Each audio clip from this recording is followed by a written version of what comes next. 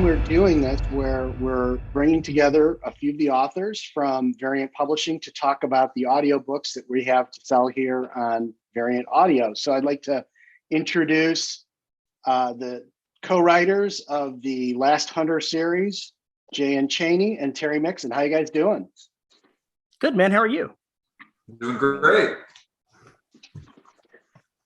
So why don't we get started here with you guys talking first. What people probably want to know most about is like, how did you get this story idea going, and how did you guys start working together? You want to have that, Jeff, or you want me to jump on that?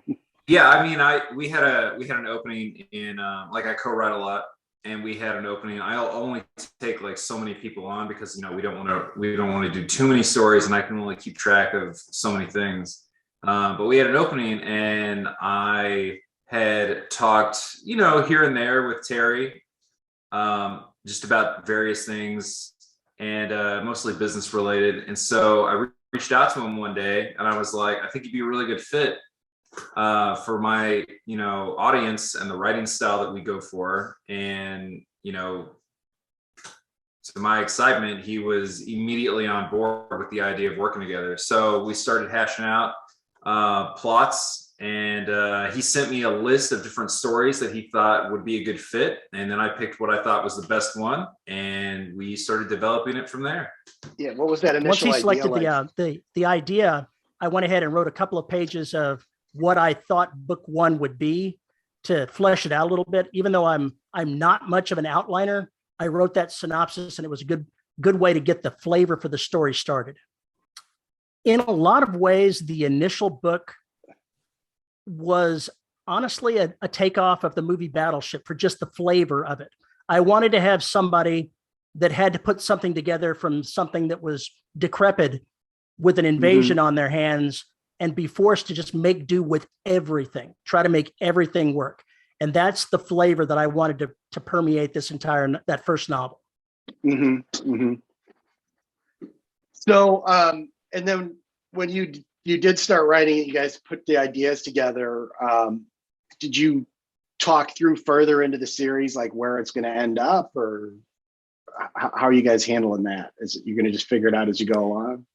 We haven't talked more than a book in advance at this point. We haven't looked at the overarching storyline that's going to go.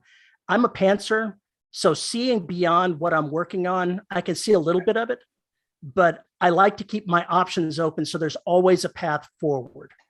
And that's what makes for a good long series, is to never box yourself off. Yeah, it was pretty funny. Terry's not used to writing like a really in-depth outline. So when we first started talking, I was like, part of my process is, always creating this, like, at least for the first book, this like really in-depth outline so that we can go step by step by step by step. And he was immediately fine with it, but I don't think it was something that he was necessarily used to, being more of a pantser, which I completely understand because that's how I used to write too. With my earlier stuff, like I wrote Renegade Star, just, I pantsed most of the book, and I only had like a few beats in mind for where the plot was going to go, and then I would kind of write, and then I'd go back and revise, and a lot of people do that. That's how Stephen King writes. But when you're collaborating, you really have to have like the whole thing planned out in detail so that you can, stay on track, and you don't have to keep explaining the story to each other. So, that seems to have worked out pretty well, especially with the first book. Even though as a pantser, as I got halfway into that first book, some of the goals that were outlined changed because the story required them to change at that point. But It was all something that made sense. Yeah, and that happens a lot. But yeah, like if you outline something like that, it's pretty easy to pivot when those changes pop up, because you can kind of see the ramifications throughout it, the ripple effect through the story in advance.